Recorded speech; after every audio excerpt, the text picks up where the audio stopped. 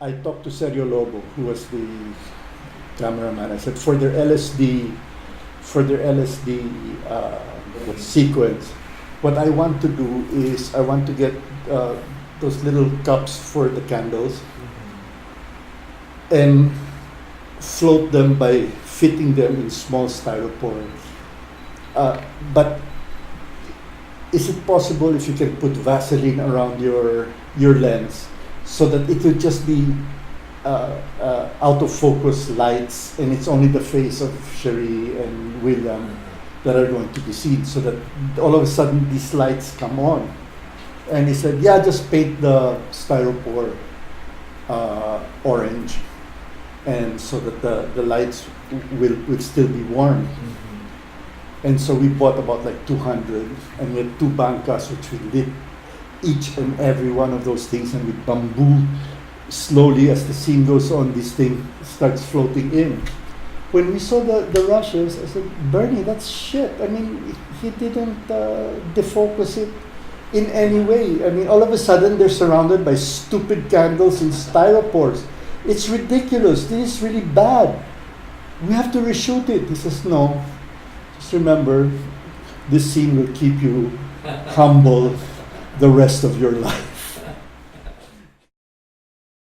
There's something I want to share, but I can't remember the third part, and I've been trying to think about it. He said, now that you're going to direct, make sure that you always have a clock in your movie, and you have a religious icon, and I think it's water, but I'm not sure. He said because all movies are about time, and so feature the clock. All Filipino movies are based on religion, so have an icon there or whatever it is. And I think water is because basically our movies are about redemption. It's very funny. He called me up and says, Pex, listen, I've been talking bad about you, but you have to understand, I mean, I'm the old guy coming up, and your movie's beautiful, and I'm jealous, and it's only human, okay, but we're still friends. And I said, okay, Bernie, I haven't heard you say anything about it. Well, I'll be quoted, but beyond all that, I love you. Sabi ko, I was in Lee Street at the time. I love you too, Bernie. Then, I don't think I saw him after that anymore. So much so when Marilu Diaz called me up, says, we need your help, Bernie's dead. I said, I'm busy, I can't make it. I have to finish something for Gaga. And I said, come on, that's Bernie, he's your friend. He said, I'm sorry, I can't make it. And so she hung up.